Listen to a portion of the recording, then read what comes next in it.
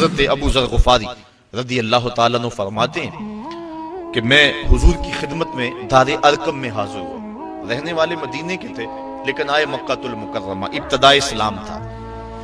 حضور کی خدمت میں حاضر ہوا بیعت اسلام کی.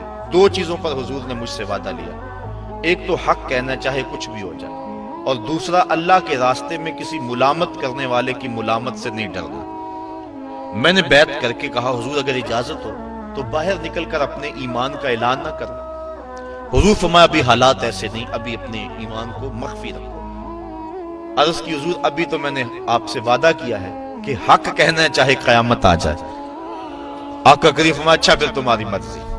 حضور بھی پرکھنا چاہ رہے تھے، کہا اچھا پھر تمہاری مرضی. حضرت ابو ذر غفاری کی سنیے، کتب سیر میں واقعہ موجود ہے. کہتے ہیں میں سین حرم میں آیا، کیا دیکھتا ہوں کہ صنادید قریش نشستیں جمائے بیٹھے ہیں اور ان کے چیلے چانٹے ان کے ارد گرد جو ہے وہ حلقوں میں بیٹھے ہوئے.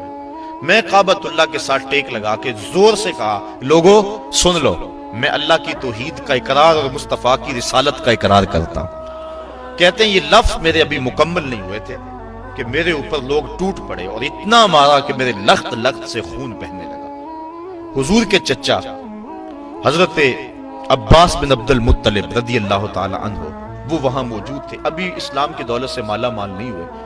انہوں نے کہا لوگو اپنی معیشت پہ ترس کھاؤ اور اس شخص کو چھوڑ دو. تم جانتے نہیں یہ شخص کون ہے؟ یہ بنو غفار کا شخص ہے، اور بنو غفار مدینے میں رہائش پذیر قبیلہ ہے. تمہاری معیشت کا انحصار تجارت پہ ہے، اور تجارت بھی شام کی، اور شام کا جو راستہ ہے وہ مدینے کے قریب سے گزرتا ہے. اگر تم نے اس شخص کو قتل کر دیا تو تمہارے شام کی طرف جانے والے قافلے غیر محفوظ ہو جائیں گے اور تمہاری معیشت جو ہے وہ کمزور پڑ جائے گی. اس پہ رحم نہ کرو، اپنی معیشت پہ ترس کھاؤ اور اسے چھوڑ دو. لوگوں کے ذہن میں یہ دلیل سمجھ میں آئی، لوگوں کے نے قبول کیا اور کہتے ہیں مجھے چھوڑ دیا. اب سنیے لفظ حضرت ابو ذر غفاری کے. کہتے ہیں میں نے آب زمزم سے زخموں کو دھویا، ایک چادر لی، سین حرم میں لیٹ گیا رات گزارنے کے لیے. لیکن ساری رات گزر گئی، مجھے نیند نہ آئی. کیوں نیند نہ آئی؟ کہ زخم زیادہ تھے، درد ہو رہا تھا. یقیناً یہ بات بھی ہوگی، لیکن حضرت ابو ذر غفاری کے نیند نہ آنے کا سبب خود بیان کرتے ہیں. کہا مار کھانے میں اتنا مزہ آیا تھا کہ میرا جی چاہتا تھا دوبارہ دن چڑھے، وہ پھر آئے اور پھر میں اعلان کروں، اور جو حال میرے ساتھ کل ہوا تھا دوبارہ پھر ہو. وہ مزہ دیا تڑپ نے میری آرزو ہے یارب، میرے دونوں پہلوؤں میں دل بے قرار ہوتا.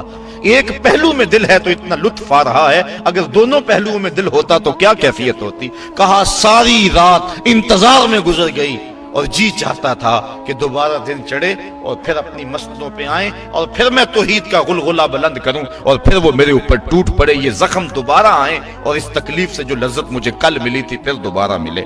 کہا پھر جب صبح ہوئی اور وہ آ کے بیٹھ گئے، میں نے دوبارہ کھڑے ہو کے وہی اعلان کیا اور میرے اوپر ٹوٹ پڑے. پھر مزاحم ہوئے حضور کے چچا، اور اگلے دن پھر رات میری بڑی مشکل گزری اور میں یہ انتظار کرتا رہا دن چڑھے تو پھر توحید کا اعلان کروں.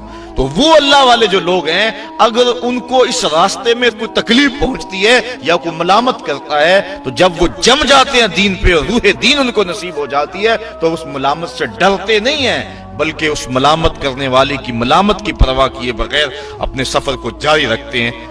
مار کھانے کے باوجود، تکلیفیں اٹھانے کے باوجود، ملامتیں سہنے کے باوجود حق پہ جمع رہنا اور یہ دولتیں مل جانا، یہ کیا انسان کے بس کا روگ ہے؟ کہا نہیں، ذالک فضل اللہ یؤتیہ من یشاء، یہ اللہ کا فضل ہے جسے چاہے عطا فرما دے.